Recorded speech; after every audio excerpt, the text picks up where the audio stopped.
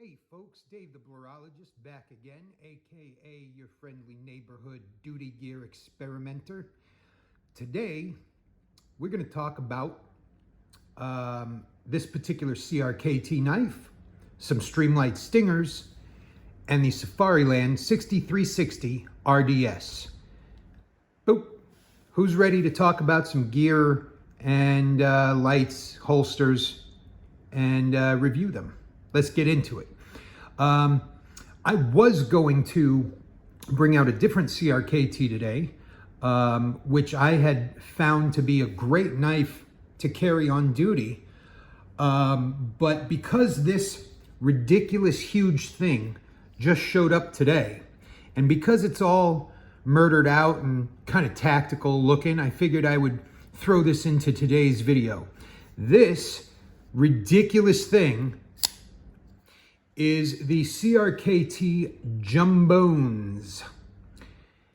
If you can see that, a park design. This runs on the IKBS ball bearing system, which if you have a knife using the IKBS system, those are not bearings which are easy to clean and disassemble. I would avoid trying to disassemble a knife on an IKBS system because there's just a whole lot of loose bearings, and I almost can guarantee that by the time you put a knife like that back together, you will have lost some of them, which is okay. There's so many that you can run without quite all of them, but boy, are they easy to lose. Anyway, this is the just insanely huge version of the Crossbones, which is a very popular CRKT design. But this, the Jumbones, is, boy, I gotta tell you, this is about 6 inches of handle here with, I mean, yeah, there's jimping, but I mean, this thing is really ridiculously huge. This has got to be a plus 5-inch black blade. And it is, you know what, it doesn't even give us a steel. I wonder what kind of steel this is running on. Let me look at that and I'll get back to you. I'll put that in the comments. But this is pretty cool, actually. It's got a fun action. It's got a nice detent. And for such a big blade, it really, really does fly open. I mean, you gotta really like huge knives, though. In the last video, we were talking about the Boker Kalashnikov XXL, and we thought that was a big knife. This is like the giant from Jack and the Beanstalk's knife. I mean, you could go elephant hunting with a knife like this. Maybe that's why the action works. There's a little oil in there. This literally just came out of the box. This just showed up today. So, yeah, this is pretty cool if you're into, you know, a full-blown machete-sized blade in your pocket. All right, so I got to tell you, if you were thinking about a Jumbones at all, and you were thinking about this murdered out version, I am not going to take it apart for you. Maybe if you're lucky, you'll find Nikki over at Nick Shabazz has taken one of these apart. I just don't know, but that's who you'd probably want to see do this. It's got a decent looking pocket clip, but again, sort of like that XXL Boker, you got to find a pocket big enough to drop this into. However, I can tell you this, if we're talking about duty use and you need a blade that will slide into like a vest pouch or like a tactical pocket in your patrol pants or anything like that, I'm sure that this would fit in there. And this, boy, it's got some pretty good grip. The flipper, I don't mind at all.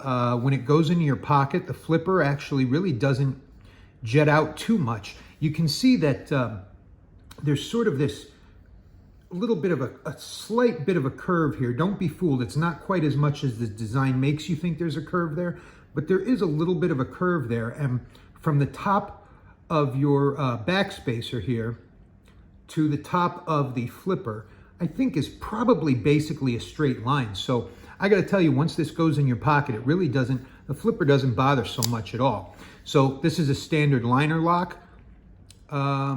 Pretty good lockup. what's that, 20, 30 something percent maybe it looks like. Pretty fluid, and it's got a really nice detent. And the detent definitely has this large blade fly open. So, you know, I'm going to be totally honest. I am not a huge fan of CRKT. Okay, I've got some models I really like. I love the M16 series. There's a couple other ones that I like, but some people swear up and down by CRKT, Columbia River Knife and Tool. I have never really found a great love affair with them.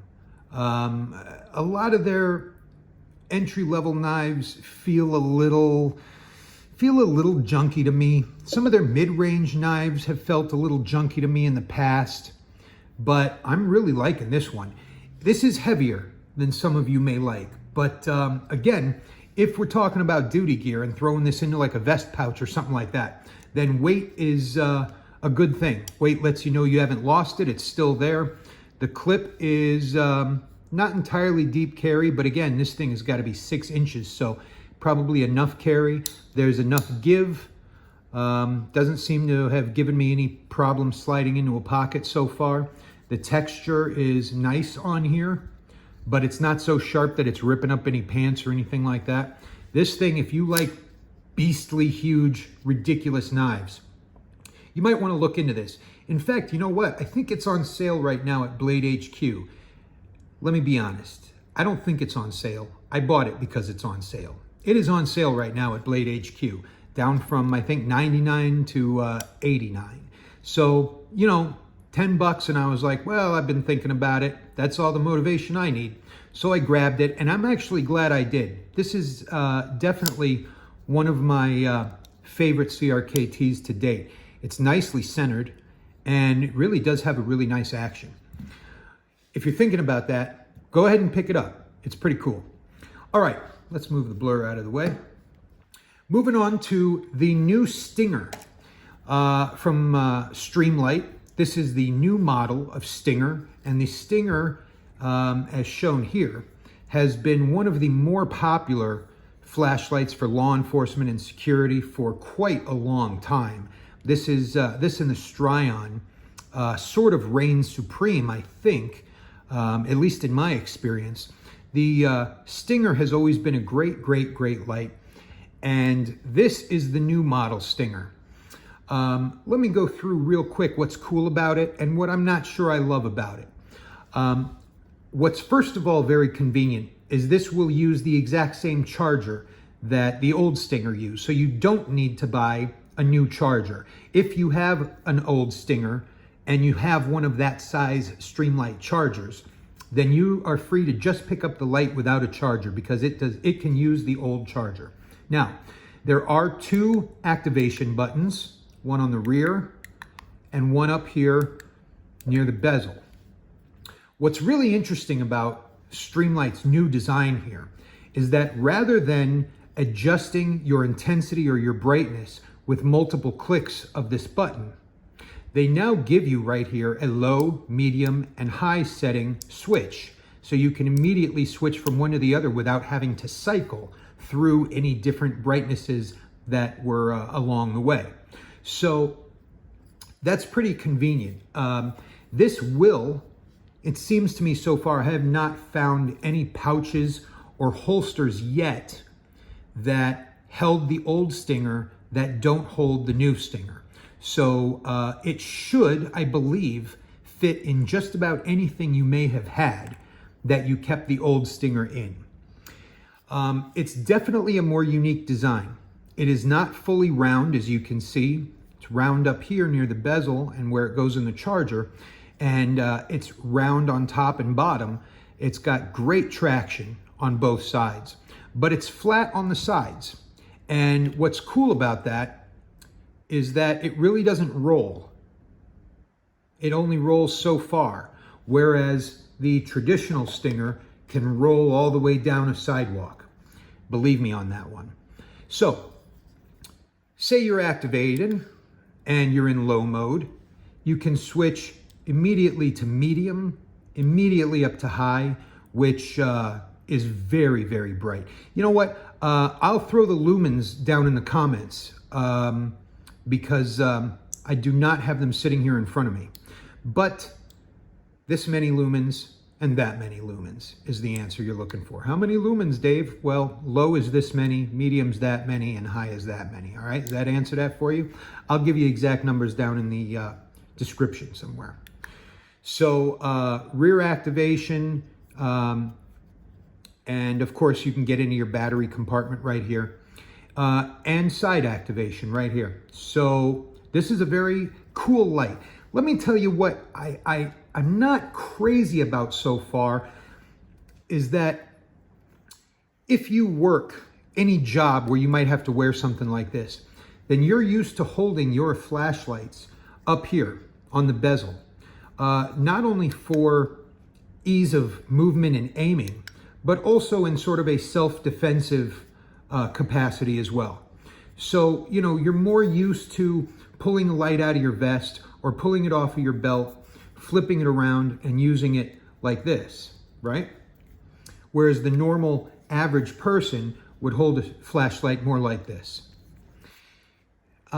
This certainly is made for duty use, but I haven't found a grip on this. You know, I wonder if I'm not using it correctly. I wonder if this cutout here, I wonder if this shape is for specifically to hold it like that. You know what? We're all learning together. If you happen to know, no, it can't be like that because you'd have no access to the buttons and the switch. The only way it could work, maybe like that, you'd have to be sort of a trombone player to manipulate your fingers quickly, or you just, you know, build the muscle memory, I guess. Oh, that's pretty convenient, actually. You know what? Maybe that's the answer. I can't say that for sure, but maybe that's the answer right there. Maybe it is made to use this kind of a grip, to choke up on it and use more of a tactical grip on the light. I'm not positive. I'm just used to a more traditional shaped light, right? I think like most of us are. And so when I get something like this in my hand, you know, boy, the shape makes me sort of want to just hold it this way. But that, of course, is not really the correct way to hold it. Not, you know, it's just not really. Yeah, you know what? That might work. Maybe this is how they intended you to use it. Anyway, if you know more about that than I do, go ahead and throw that in the comments. Let me know what you think. You think that's designed to hold like this? It could very well be. And then you'd use your third finger to adjust brightness. That many lumens, and that many lumens. All right, so anyway, uses the old charger, dual activation switches, and then this very kind of cool, unique mode selection switch. And of course, hot, very hot. You know, I suppose if you were to leave it on high for a while, that might actually get hot. It could very well. So the new Stinger, these are super cool. I think this ran somewhere about 120 bucks, which is not outside the realm of reality for a Stinger light. You know, the high end, the good tactical lights from Streamlight are right up there, a little bit over 3 digits. So the new Stingers, if you're interested in that, hope that helped you. If you have any questions or you want to know more about it, hit me up in the comments. I'll be happy to tell you. Now, third thing we're talking about today. This is the Safariland 6360. Oh, look at me, I knocked the flashlights over. The Safariland 6360 RDS. This is a new holster I recently picked up because I added an optic to my duty Glock. Now, this is a very, very cool holster. It incorporates both Safariland's ALS, or automatic locking system, as well as the SLS, or self-locking system. This is a great holster, and you can also bump it up to a level 4 retention by adding one of the SLS locks like I did here. Some people consider these guards to be an extra level of retention. I do not. These guards make it difficult for anyone from in front of you to manipulate your locking system and reach for your gun. Somebody has to really be sort of back here on the grip side to be able to access these locks. Now, I hate showing on video how holster locks work because you honest, fine, decent, law-abiding friends of mine are not the only people who are allowed to watch YouTube. Anyone's allowed to watch. But there are always some more secrets up the sleeve to keep your weapon safe. So I'm going to show you. This holster system came without this lock. I added that myself. It came with the Safariland SLS, which is this strap that you push down. But in this case, on the 6360 RDS, there is also this hood, which protects your red dot optic from weather and inclement weather and other sort of debris. Now, when you go to unlock your SLS system, it automatically pushes that hood out of the way. All right, now you might think the gun is unlocked there. Negative. The ALS system, or automatic locking system, includes this switch right here. So as you push down on your SLS system and then pull your thumb back to draw your firearm, your thumb automatically presses that switch right there, and that releases the locking mechanism which holds onto your slide. Once you activate that, you can now draw your firearm from this holster. This holster is designed to accommodate a TLR2 as well as an optic. So this holster is fairly different, pretty different, not only in the mechanisms, but also the material. I'm a guy who's very, very used to my old leather Safariland. And by the way, this is all safety checked. It's empty. I safety checked it before the video. You can see the hammer, the trigger is back. What I mean by that is that I'm a guy that was used to a leather rig, okay? Safariland, I used a leather rig with the SLS with the lock on it. So I was used to that. My muscle memory already existed to flip this lock and then activate the SLS. This system, however, is a Kydex system that's done in Safariland's STX basket weave pattern. And you can see this mechanism here is the swivel for the ALS system. The ALS system, which is in there, which grabs your firearm slide and doesn't let go until you activate that switch. So once you holster the firearm, that clicks into place. That's level 1. Level 2 is when you lock that. Level 3 is when you lock that. Now, some people, like I said, say this is also a level as well as your retention screw. So this could technically be a level 5 holster, but I really don't consider the tension screw or this hood, maybe the hood, but not really. So some people might consider this a level 5. I say it's a level 3. That's just what I think. And then the hood, of course, really offers no additional level of protection. All that does is protect your optic. So, of course, this is on the Safariland QLS system, or is it QLS or QRS, quick release system? No, QLS, quick locking system.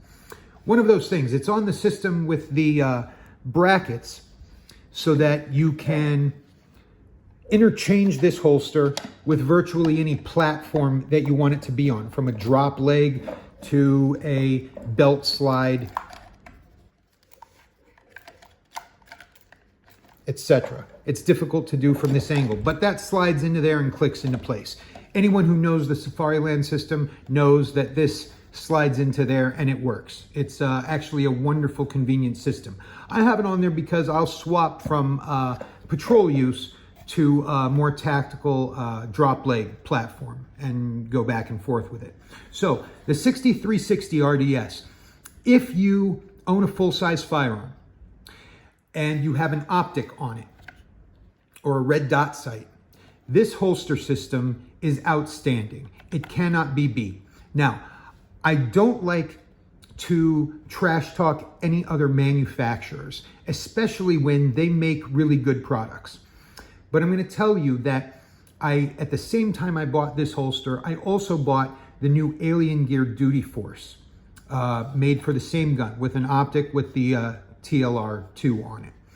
Not only did I have to get rid of that holster because it did not accommodate the TLR2, it only accommodated the TLR1, but it's also a different feel, and you have to rebuild a different muscle memory to get used to the new mechanisms on a new company's rig. So when comparing the two, for me, Safariland won out yet again. That being said, and as much as I love Safariland, Alien Gear's Duty Force holster is a very cool system, and for some people who aren't already addicted to the muscle memory they've developed on a Safariland, I have to tell you that that Duty Force holster was pretty cool. And if you're torn between them, I can't tell you that that holster was no good. It was. But for me, I'm just Safariland. I have been for years, and I will be more. I will be ever more. Because I love the multiple locking options. I love the STX finish. I love the hood with just the slightest little bit of detent, which is opened up very easily by the SLS. Only thing is that closing the SLS does not automatically close the hood. That's a separate maneuver. But, you know, you can't have everything in life. Believe me, I have tried to have everything and it just doesn't work out. Closed on the bottom, this really keeps your weapon hugely secure. Plus there's a tension screw here, so you absolutely can adjust the amount of tension. Coming out of an older rig, like I told you, shrouded in leather, there was a much looser fit. On this system, the firearm really has to go exactly into place. There is a very, very there's a very low tolerance between the parts. In other words, the firearm really has to slip right into place. There's not space for it to jiggle around until you find a lock. The ALS system is very specific. It's going to hold on to your gun with no jiggling or wiggling of any kind. So you definitely have to build a little bit of muscle memory to holster it straight down, whereas in my old rig, you sort of had leeway to holster it at multiple angles and it would find its way. But with this one, it's much more specific. So that being said, if you are running a firearm with an optic, I'm going to highly suggest that you give the Safariland 6360 a good try. Between the quick release system and the multiple locking options and it seems like an endless book of colors and textures you can get this holster in. I'm going to tell you that I really, really am loving this rig and can't recommend it enough. That being said, before I let you guys go, here is the blur of the day. If you're a blur collector like I am, and since we're talking about tactics, today's blur is the 1675 black serrated. Now this is not just a regular black serrated blur. That would be a 1670 black serrated. So what is 1675? 1675 is the rescue model with the rounded, unsharpened tip to make it safe to slide up underneath a potential victim's clothes and cut them off, seatbelt and cut it off, any particular rope or material you have to cut off, and you can get in there right up next to a victim's skin very safely. Also, with a glass punch on the back. There's only 3 blur models I can think of that have glass punches built into the back, this being one of them. The other being the 1675 red serrated, and of course the 1670 Tonto black serrated, which is not a rescue model. It's a Tonto blade. It just happens to have a glass punch in the back. So if you're a blur lover and collector like I am, make sure you've got a 1675 BLK ST in your collection. Gearheads, my friendly, law-abiding, decent human being friends. Today, I recommended the Jumbones in the murdered out black, the new model of the Streamlight Stinger, and the Safariland 6360 RDS. Hope that was helpful for any of you thinking about those products. Everyone have a great day, and I'll see you on the very next gear review. Bye-bye now.